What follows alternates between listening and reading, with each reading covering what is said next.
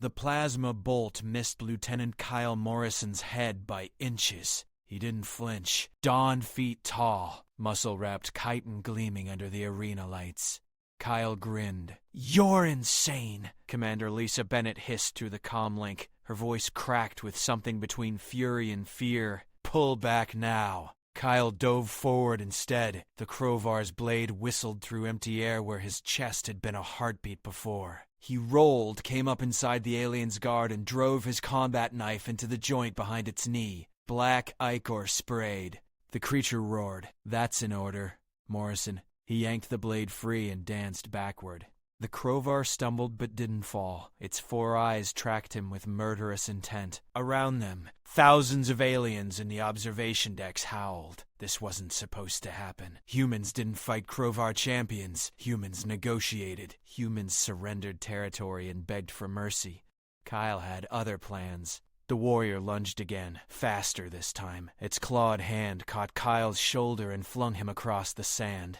He hit hard, tasted copper, pushed himself up. Blood ran down his arm. The crowd's roar intensified. "Morrison, this diplomatic mission is over if you die in there." Lisa's voice again, tighter now. "We need this alliance. Then watch me win it," Kyle said. The crowbar advanced, limping but confident. It had killed 17 challengers this cycle. Humans were weak, soft, breakable. Kyle waited until it committed to its swing. Then he moved, not away but toward, slipping past the descending blade and jumping. His boots hit the creature's wounded knee. It buckled. Kyle wrote it down, grabbed one of its cranial ridges, and pressed his sidearm against the soft spot beneath its jaw. "Yield," he said in broken crowbar. Silence crashed through the arena like a shockwave. The warrior's breathing rattled. Its eyes swiveled to meet Kyle's. For 3 seconds, nothing moved. Then it spoke one word. Submission. The crowd exploded. Kyle stepped back, holstered his weapon, and raised his bloodied hand to the stands. The crowbar struggled to its feet and bowed. Actually bowed.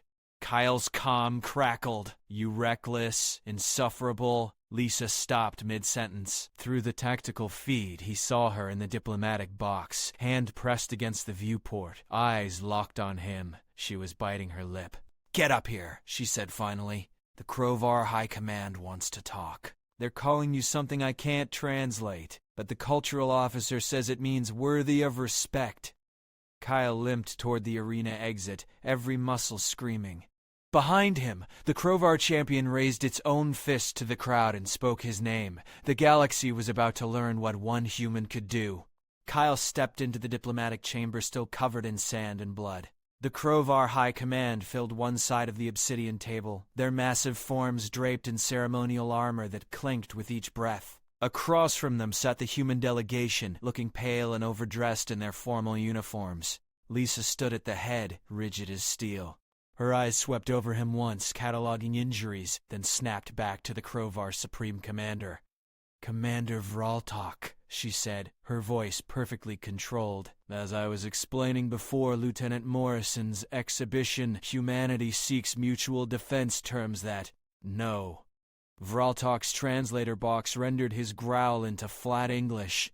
"You speak words. He speaks truth. Crowbar respects strength. For 60 cycles, humans send talkers. Today, humans sends warrior." Kyle moved to take a seat at the far end of the table. Lisa's glare could have melted bulkheads. He ignored it.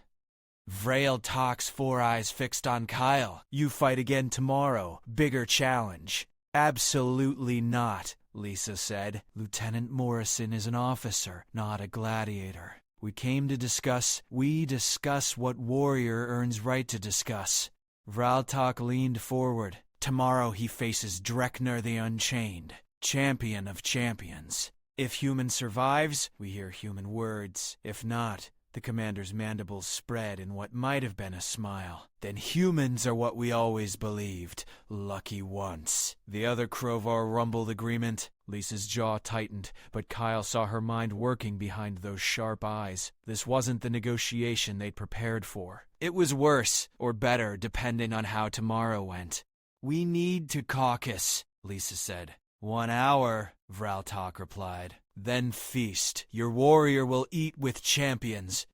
The Krovar delegation rose as one and filed out. The door sealed behind them with a hiss. Lisa waited exactly 3 seconds before rounding on Kyle. What part of "this is a diplomatic mission" was unclear. Her voice was low, dangerous. You just gambled Earth's alliance on your ability to beat an alien twice your size in hand-to-hand combat. I won, didn't I? Once. She stepped closer. Kyle could see the pulse hammering in her throat. Dreknor has killed 300 opponents. He's called the Unchained because they had to build a special prison just to hold him between fights. Then, it's a good thing I fight dirty. This isn't a joke, Morrison. Her hand shot out and grabbed his injured shoulder. He winced despite himself.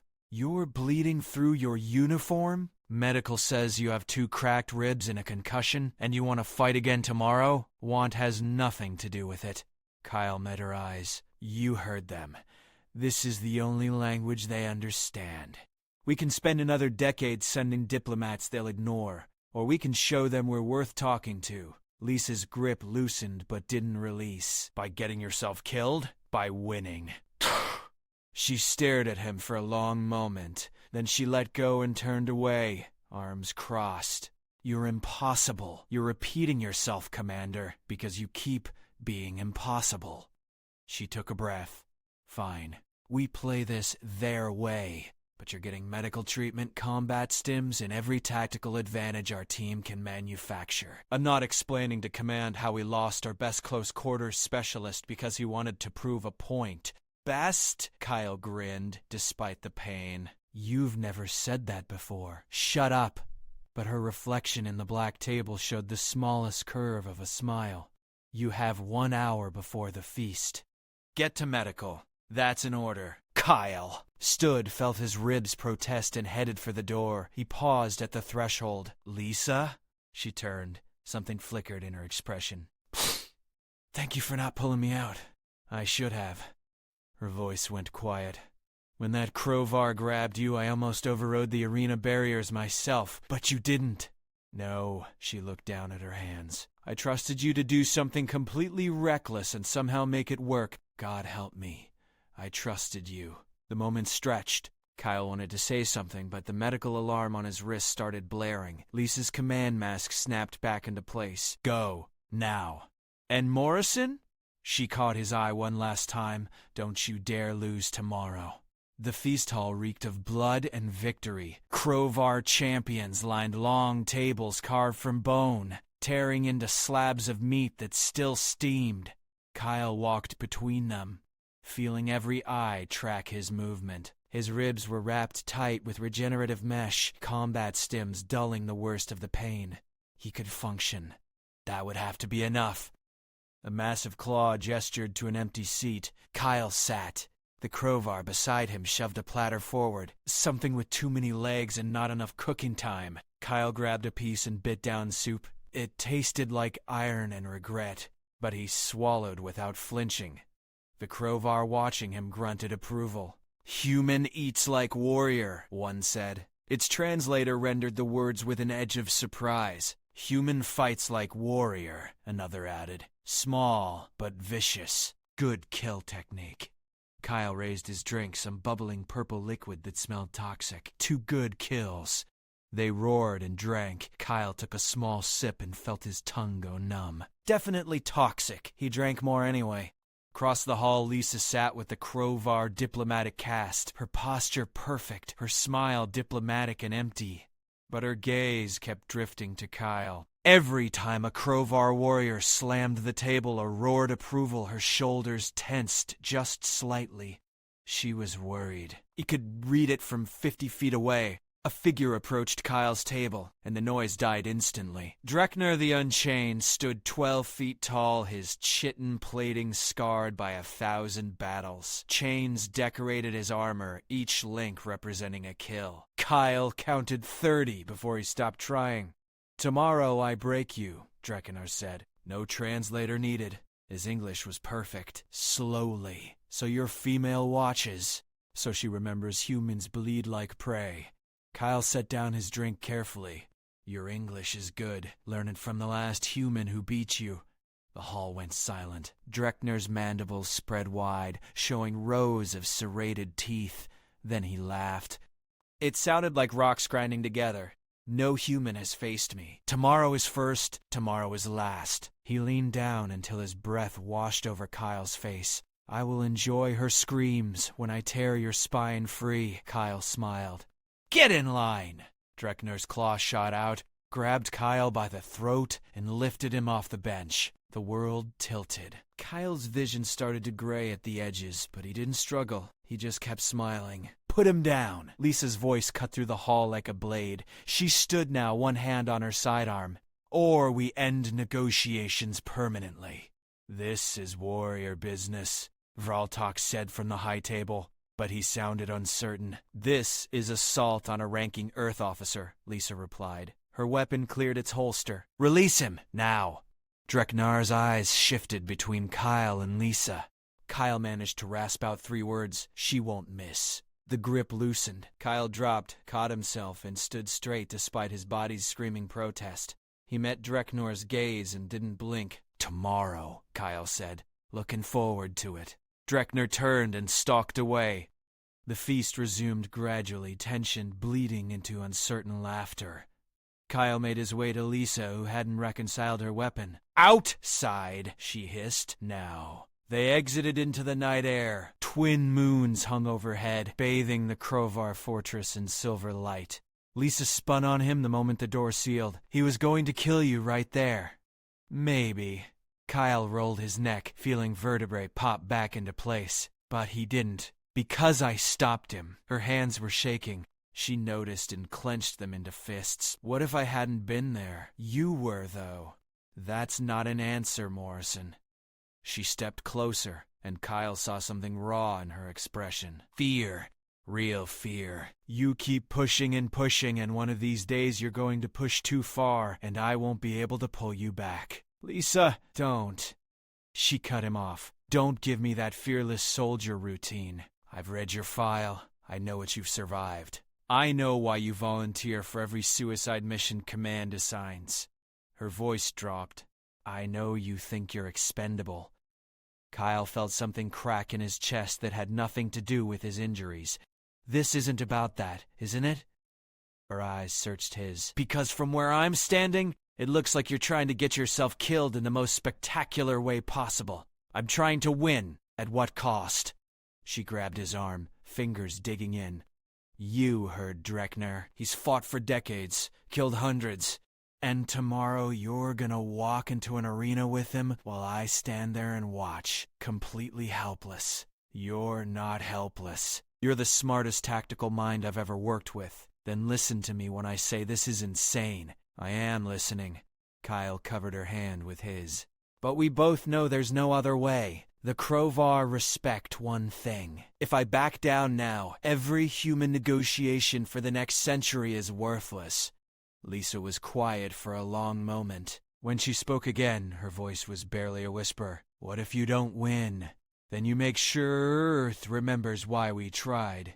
She looked up at him, and something shifted in her expression. Resignation, determination, something else he couldn't name. You're still reckless, and you're still worried about me. Someone has to be. Her grip tightened. Promise me you'll fight smart tomorrow. Not brave, not heroic, smart. I promise. She held his gaze for 3 more heartbeats, then released him and stepped back. Her command mask settled back into place, but Kyle saw the cracks now. He wondered if they'd always been there. Get some sleep, she said. Tomorrow's going to be hell. Kyle watched her walk back inside, then looked up at the alien moons. Somewhere in that fortress, Dreckner was preparing to kill him. And somewhere behind him, Lisa was preparing to watch. He'd better not disappoint either of them. The arena floor was darker than yesterday, stained with old blood that never quite washed away. Kyle stood at the center, flexing his hands inside reinforced gloves. The combat stims had kicked in an hour ago, sharpening everything to crystal clarity. Every sound, every movement in the crowd, every tactical option. Lisa's voice came through his earpiece, steady despite everything. Vitals are elevated but stable. Stim cocktail is holding. You have approximately 40 minutes before the crash hits. Then I'd better make this quick. Morrison. A pause. Kyle. You see an opening to end this fast, you take it. No showboating. No proving points. Just survive. He touched his ear in acknowledgement. Above him, the observation deck was packed. Every Crowvar warrior in the system had come to watch. In the diplomatic box, Lisa stood with her team, arms crossed, face unreadable. But he knew she was terrified. The far gate groaned open. Dreknor emerged, and the crowd's roar shook dust from the arena ceiling. He carried no weapons, didn't need them. His claws were each as long as Kyle's forearm, honed to razor edges. Scars crisscrossed his chitin in patterns that told stories of victories beyond counting. Human, Dreknor called across the sand. I give you one mercy. Kneel now. Death will be quick. Kyle cracked his neck.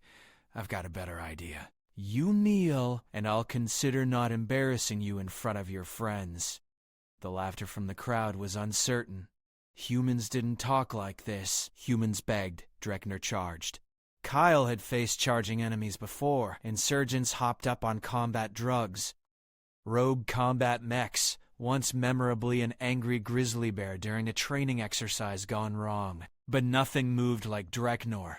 The Crowvar champion crossed 50 feet in under 2 seconds, claws extended, mandibles spread wide enough to bite Kyle's head clean off. Kyle waited until the last possible instant, then dropped and rolled left. Claws raked the space where his chest had been. He came up running, circling, forcing Dreknor to turn. The big ones always had trouble with fast turns. You run well, Dreknor said. Prey always does. Not running. Evaluating. Kyle darted in, aimed a strike at Dreknor's knee joint. The Crowvar twisted impossibly fast and backhanded him across the arena. Kyle hit the wall hard enough to crack stone. His vision doubled. The stim screamed through his system, forcing him back to his feet. 17 seconds, Lisa's voice, tight with stress. He's faster than the projections. Kyle spat blood. Notice that, thanks. Dreknor advanced slowly now, savoring it. Your female sounds afraid. She should be. When I finish with you, perhaps I challenge her next. Something cold settled in Kyle's chest. Say that again? Ah. There. Dreknor's mandibles clicked in amusement. Human emotion. Anger makes you stupid. Stupid makes you dead. He lunged again. This time Kyle didn't dodge. He stepped inside the strike, took a glancing blow to his shoulder that sent fire down his arm and drove his knee into Dreknor's lower thorax. The chitin cracked. Not much, but enough. Dreknor roared and grabbed Kyle with both claws, lifting him high. Brave. Foolish, but brave. Kyle struggled, felt his ribs grinding together. Through his fading vision, he saw Lisa pressed against the observation window, one hand over her mouth. Their eyes met across the distance. He mouthed 2 words. Trust me. Then he went limp. Dreknor paused, confused. The crowd's roar faltered. Kyle let his head loll, arms hanging loose. Playing dead was the oldest trick in human history. It worked because predators expected prey to fight until the end. Dreknor loosened his grip slightly, turning to display his prize to the crowd. That was the mistake. Kyle's eyes snapped open. His hand shot to the emergency blade hidden in his boot, the one Lisa had insisted he carry despite regulations. One chance. One strike. He buried it in Dreknor's primary eye. The Crowvar screamed and dropped him. Kyle landed, stumbled, rolled. Dreknor thrashed, ichor pouring from the ruined eye. The crowd had gone completely silent. Kyle forced himself upright. Every movement was agony. The stims were burning out, leaving raw pain in their wake. But Dreknor was wounded, blinded on one side. The odds had shifted. Not bad, Dreknor said, his voice thick with pain and something that might have been respect. But one eye is enough to kill you. Then stop talking and try. They came together again, and this time it was brutal. No finesse, no strategy. Just 2 warriors trying to end each other. Kyle took hits that would have killed most humans. Dreknor's claws opened gashes across Kyle's back, his chest, his arms. But Kyle kept moving, kept striking, kept finding the weak points in that massive frame. The chitin crack in Drekenor's thorax became a split. The split became a break. Kyle drove his fist into it, felt something vital tear inside. Drekenor staggered. "Impossible," the champion gasped. "Humans are weak." Kyle grabbed one of Drekenor's decorative chains and yanked hard, pulling the massive warrior off balance. "We're not weak. We're just smaller. There's a difference." Drekenor fell to one knee. The arena had never been quieter. Kyle stood over him, bleeding from a dozen wounds, swaying on his feet. He raised Drekenor's own chain like a noose. "Yield," Kyle said. Drekenor's remaining eyes met his. For a long moment, nothing happened. Then the champion lowered his head and spoke one word in Crovar: submission. The crowd exploded, not with anger, with celebration. Kyle had just done what no one had ever done. He'd beaten the Unchained.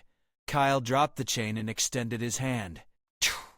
Drekenor stared at it, then clasped Kyle's forearm in the Crovar gesture of respect. "You fight with honor," Drekenor said. "Humans are worthy." Kyle's legs gave out. The last thing he saw before darkness took him was Lisa vaulting over the observation railing, running across the sand toward him, her face twisted with relief and fury and something else entirely. Then nothing. Kyle woke to the smell of antiseptic and the steady beep of medical monitors. His entire body felt like it had been run through a meat grinder and reassembled by someone who'd never seen a human before. He tried to sit up and immediately regretted it. "Don't even think about it." Lisa's voice, sharp and commanding. She sat in a chair beside his bed, still wearing her diplomatic uniform. It was stained with sand and blood. His blood. How long was I out? 6 hours. "The Crovar medical team wanted to study you. I told them they could wait until you were conscious." She stood and moved closer, her expression unreadable. "They've never seen someone take that much damage and survive. Drekenor broke 4 of your ribs, fractured your collarbone, and gave you a concussion on top of the one you already had. The doctor said by all rights you should be dead. But I'm not." "You're not." She sat on the edge of his bed and he saw the exhaustion in her eyes. "You're just incredibly, frustratingly, impossibly stubborn." Kyle managed a weak smile. "You're repeating yourself again, Commander, and you're still being impossible." But there was no heat in it. She reached out, hesitated, then placed her hand on his. "When you went limp in Drekenor's grip, my heart stopped. I thought he'd killed you. That was the plan. Playing dead is not a plan. It's desperation." "It worked." Lisa's grip tightened. "What if it hadn't? What if he'd crushed you right there?" Her voice cracked slightly. "I would have had to watch you die while I stood behind bulletproof glass doing absolutely nothing." Kyle turned his hand over, lacing his fingers through hers. "But I didn't die. And now Earth has its alliance. Is that all that matters to you?" She pulled her hand back, standing abruptly. "The mission? The win?" "Lisa, because from where I sat, watching you bleed out on that arena floor, none of it mattered. Not the alliance, not the diplomatic victory, not any of it." She turned away, arms wrapped around herself. "All I could think was that I'd let you walk into that arena, and I might never get to tell you." She stopped. The medical monitors beeped steadily in the silence. "Tell me what?" Kyle asked quietly. Before she could answer, the door hissed open. Vraltok entered, followed by 3 other members of the High Command. Lisa's expression shuddered instantly, all emotion locked away behind her command mask. Commander Bennett. "Lieutenant Morrison." Vraltok's translator rendered his tone as formal. "The High Command has reached a decision." Kyle tried to sit up again. This time Lisa helped him, her hands gentle but impersonal. Professional. He missed the warmth from a moment ago. "Earth has proven its worth," Vraltok continued. "Your warrior defeated our greatest champion with honor and cunning. The Crovar Empire will enter a mutual defense pact with humanity. We will share technology, training, and military support." "That's excellent news," Lisa said, her diplomatic voice perfect. "When can we begin formal negotiations on the treaty terms?" "Immediately. But first, a ceremony." Vraltok turned to Kyle. "Drekenor the Unchained requests your presence. He wishes to honor you in the traditional way. I can barely stand, Kyle said. We will assist. 2 Krovar warriors stepped forward. They lifted Kyle with surprising gentleness and helped him into a mobile chair. Lisa moved to follow, but Vraltok raised a claw. This is warrior business, Commander. You will wait here. Kyle saw the protest forming on her lips. He shook his head slightly. I'll be fine. You'd better be, she said. Quieter. We're not done talking. They wheeled him through corridors lined with Krovar warriors, all of whom bowed as he passed. The gesture still felt surreal. Yesterday, these same warriors would have laughed at the idea of respecting a human. Today, they treated him like one of their own. They brought him to a private chamber. Dreknor sat on a stone bench, his wounded eye covered with a regenerative patch. When Kyle entered, the massive warrior stood and bowed deeply. Human Kyle Morrison, Dreknor said. You have given me something I thought lost forever. What's that? A worthy defeat. Dreknor approached and knelt, bringing himself to Kyle's eye level. For 30 cycles I have